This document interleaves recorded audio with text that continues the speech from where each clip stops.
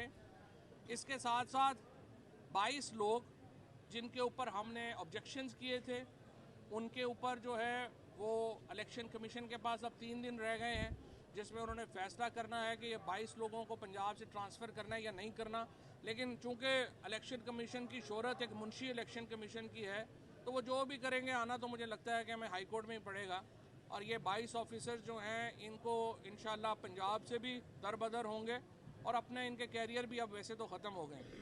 दूसरी बात जो है वो ये है कि जो हमने एक पिटीशन दायर की है, हुमायूं अख्तर खान साहब हमारे इलेक्शन सेल के इंचार्ज हैं, हमने ये पिटीशन भी दायर की है कि जो हाई कोर्ट है वो इनकार नहीं कर सकती जुडिशल ऑफिसर्स को देने से, रिटर्निंग ऑफिसर्स और प्रिजाइडिंग ऑफिसर्स। लिहाजा वो पिटीशन जो है वो हमारी ऑब्जेक्शन में थी, उसके ऊपर भी हमने इलेक्शन कमीशन से मांगा है कि हमें दें कि चीफ जस्टिस साहब ने कहाँ इनकार किया है ये ऑफिसर्स देने से, और उसके ऊपर भी हेयरिंग होगी अगले हफ्ते। इसके साथ साथ आज मुसर्रत चीमा की दरख्वास्त के ऊपर लाहौर हाई कोर्ट की डिवीजन बेंच ने एक तो दो ये किया है कि ये मांग लिया है कि कैबिनेट का फैसला किधर है JIT बनाने का। आधे घंटे में अभी जो है वो इन्होंने वो पेश करना है कि JIT बनी है तो किस कानून के तहत बनी है और फिर उसका रिट्रोस्पेक्टिव इफेक्ट कैसे होगा।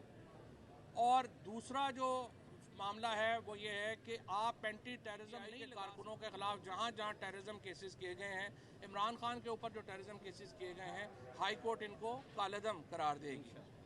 अब आइए, जो आज सुबह काबीना ने एक मजाक किया है पाकिस्तान के साथ और सुप्रीम कोर्ट के साथ। पाकिस्तान के आइन का आर्टिकल 190 ये कहता है कि सुप्रीम कोर्ट के फैसले तमाम एग्जीक्यूटिव और जुडिशल अथॉरिटीज़ के ऊपर बाइंडिंग है। सुप्रीम कोर्ट ने अपने हुक्म में वफाकी हुकूमत को ये हुक्म दिया था कि वो आज के दिन तक फंड्स रिलीज़ करे और आज रिपोर्ट जमा करवाए। वफाकी हुकूमत से मुराद है वज़ीर आज़म और कैबिनेट। जो डिफाइंड है, वफाकी हुकूमत का मतलब होता है वज़ीर आज़म और काबीना।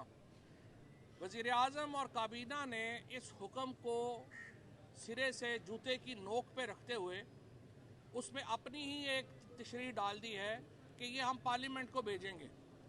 आइन ने जानते हुए, जुल्फ़िकार अली भुट्टो ने, मुफ्ती महमूद ने जब ये आइन साइन किया था तो उनको पता था कि उनकी औलाद कैसी निकलेगी, इसीलिए उन्होंने ये फैसला किया कि इस मामले से कि इलेक्शन के लिए जो अखराजात हैं वो उन्होंने पार्लियामेंट की जो जुरिस्डिक्शन है, जो इख्तियारात हैं, उसी से बाहर कर दिए और ये कह दिया कि जो इलेक्शन के इंतखाबात के लिए जो पैसे चाहिए वो कंसोलिडेटेड फंड के ऊपर डायरेक्ट चार्ज होंगे।